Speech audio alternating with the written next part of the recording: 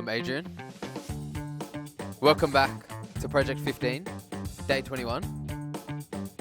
Today you're reading from Mark chapter 12, verses 1 to 12. The Parable. of See? Tenants. So pause the video right now. And come back.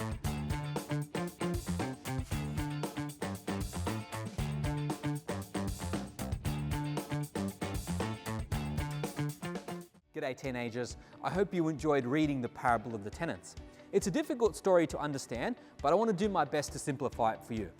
In Jesus' day, just like today, you had landlords and you had tenants, and landlords would rent out properties for tenants to live in. And in Jesus' day, it was very, very common for landlords with big farming estates to rent out portions of that farming estate to people who would grow crops. And in the story Jesus tells, we have a landlord who rents out a vineyard. What is a vineyard? A vineyard is just a place where you grow grapes. So the landlord in the story rents out his property to a group of tenants. And what usually happened in Jesus' day is you could obviously pay money to rent out a property, but if it was a piece of farming land, you could also pay a portion of the produce for that year to the landlord by way of rent. And in the story, that is what is supposed to happen. The landlord rents out the vineyard and the tenants are supposed to grow crops every single year, and every year at harvest time, they were supposed to give back a portion of those crops to the landlord by way of rent. But as the story goes, we notice that the tenants are wicked and they're evil and immoral. They don't pay rent or produce back to the landowner as he is entitled. So what does the landlord do? He sends a variety of servants to the wicked tenants in order to collect the rent. But each one they beat up and they dismiss. Now lastly, when all else fails, the landowner sends his son to collect the rent. But what do the wicked tenants do? It says that they kill him, believing that the land will become theirs and they will no longer have to pay rent to the landlord. Now, the parable of the tenants is a difficult parable to understand, but there's a bit of Old Testament background which sheds light on what Jesus is talking about. You see, in the Old Testament, the nation of Israel was described as being a vineyard. It was a metaphor, just like Australia is sometimes described as the Great Southern Land. The Great Southern Land is a metaphor to symbolize Australia.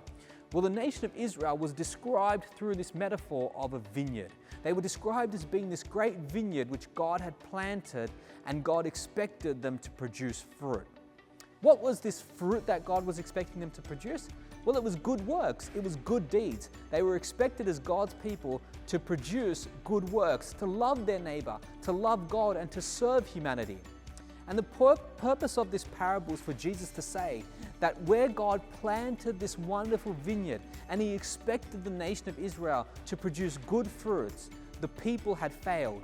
Instead of loving God, instead of loving humanity, the nation of Israel had served themselves. Why do farmers plant seeds? They want to grow crops. They want to yield a portion of fruit.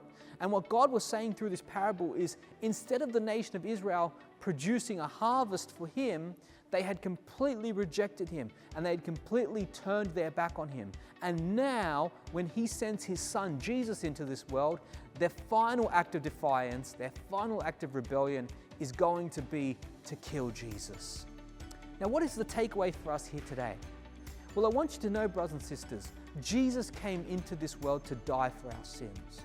But God, in return, expects us to receive Jesus and to welcome him into our hearts. He doesn't want us to be like the wicked tenants in this story who reject Christ, who reject the calling that God has placed upon their lives. So I want to encourage you today, teenagers. This is the takeaway for you today. Do you receive, or are you receiving Jesus into your heart?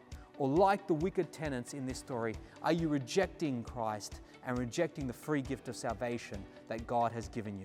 God bless you, teenagers, and let's now go into our 7 minutes of prayer, and we'll see you next time.